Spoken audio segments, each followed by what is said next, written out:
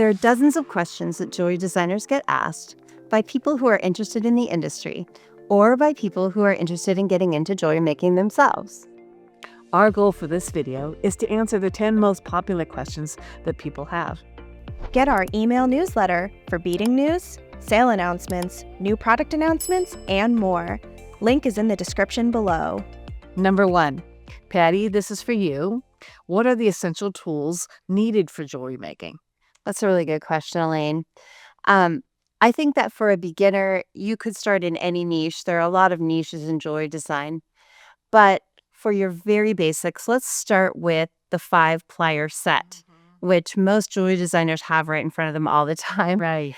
That is going to include a round nose plier with the round barrel all the way around for loops, a pair of crimping pliers, then a good flush cutter. Now, the flush cutter out of all of them is the one I would really invest the most in to start. That's really going to help you. A pair of chain nose pliers, and then another pair of either chain nose pliers, bent chain nose pliers, or flat nose pliers, depending on your preference.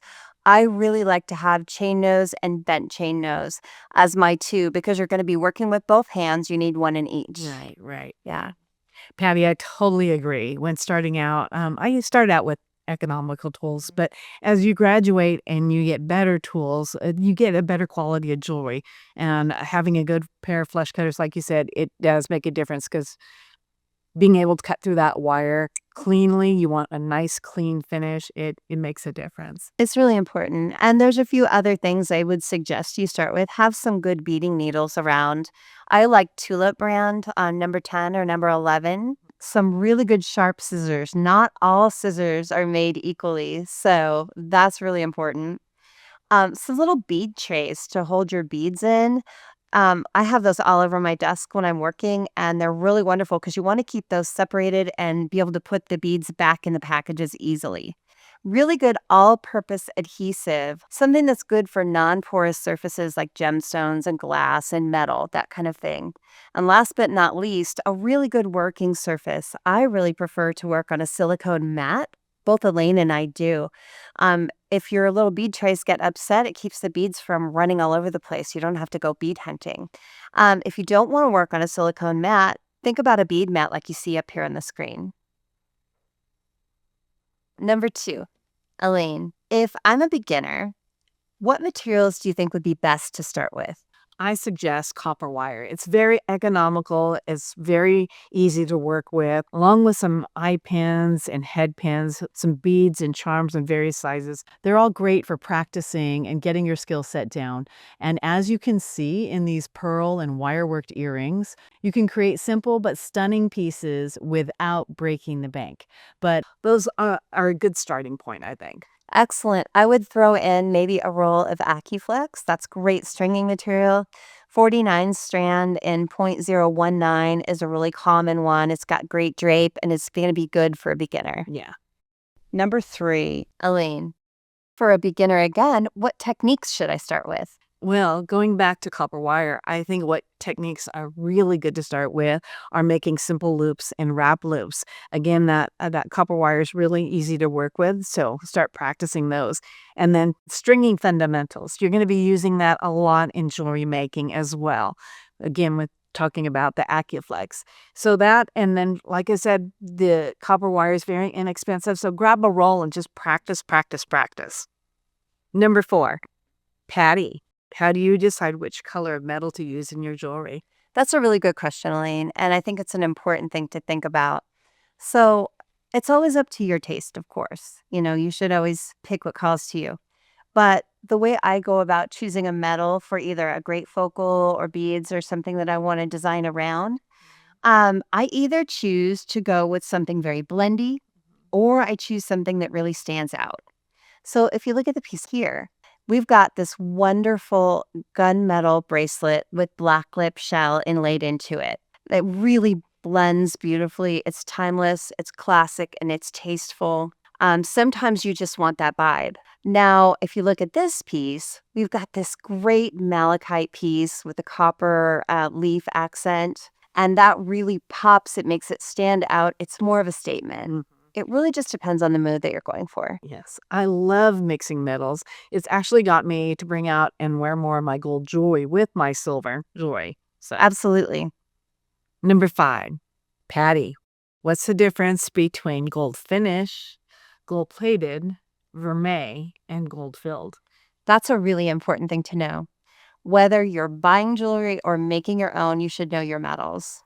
Gold finish is actually an unstandardized amount of gold that is in the finish of your jewelry. It's a very small amount, just a smidge. Now, moving up to gold plate, that is actually a standardized amount of gold. And the way that we make that is that you form your metal piece out of a base metal, and then you put that in an electrochemical bath. And then you're going to use gold dust, very fine, and put that in the bath, and that is going to be attracted to the piece when you add electricity. And that's how you make that beautiful gold plate. It is very, very thin. So then we move up to vermeil, which is the same thing. Really, it's electrochemically added gold to sterling silver.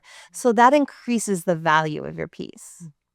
And then we move up to gold filled, which is my favorite to work with.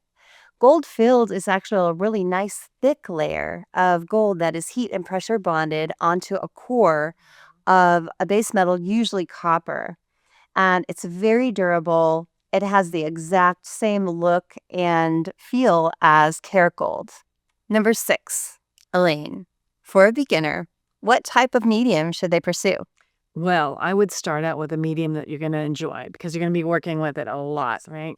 Also consider the price factor because while you're practicing and getting familiar with that material, you can be using quite a bit.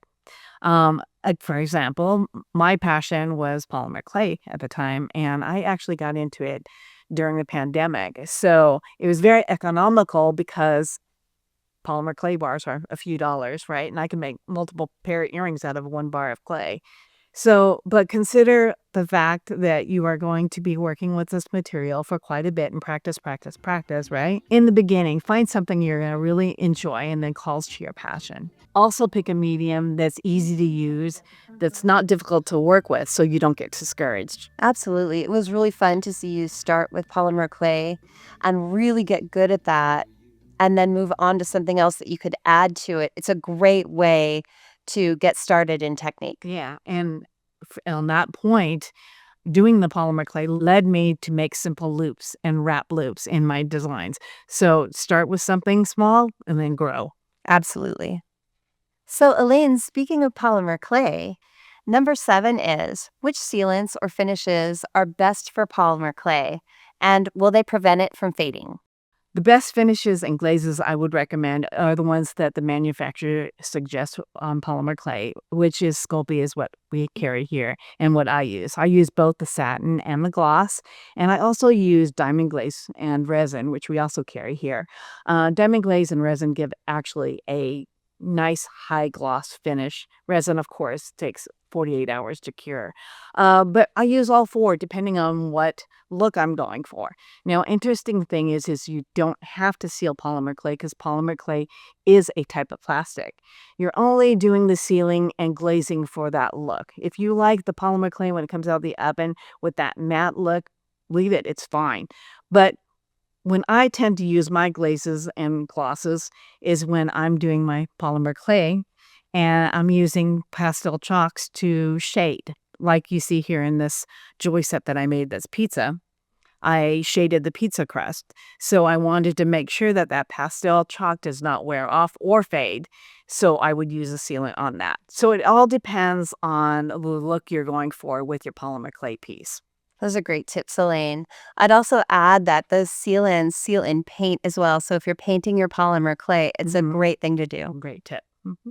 Number 8, Patti. How do I design jewelry that's impactful but lightweight? That's a great question. That's something that I love to do. I'm tall. I'm just about 6 feet. And wearing jewelry that takes up space is something I really love. I just carry that well. And so I love things that are lightweight and I love my giant earrings, so they have to be able to be comfortable on my ears. So there's a couple ways to do that. One way, if you look at the piece on the screen right now, is to use super lightweight materials. These earrings are made from seed beads and feathers. They're very long. They come to like here and they make a great statement, but they're very comfortable to wear. If you look at this piece on the screen right now, that's made of turquoise and wire. And being a wire artist, I've learned to stretch wire across one plane. So it makes a really big impact, but it's not heavy. Now, it's all up to your taste. If you like heavier beads and you love the feel of that, it's comfortable for you, do that.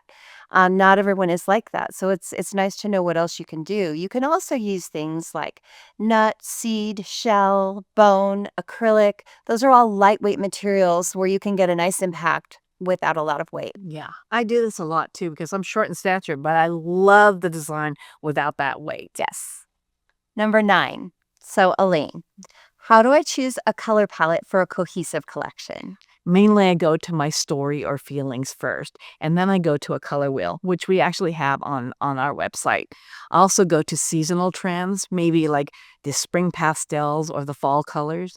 Also, Pantone colors. Their forecast charts are amazing. Yeah, absolutely. If you go to the Learn tab on our website and then click colors, that's going to take you to the Pantone colors for the upcoming seasons. I actually have those printed out in my desk and I refer to them all the time. Yeah. Number 10, Patti, final question. Where can I find quality gemstones, beads, and findings for my designs? That is a great question.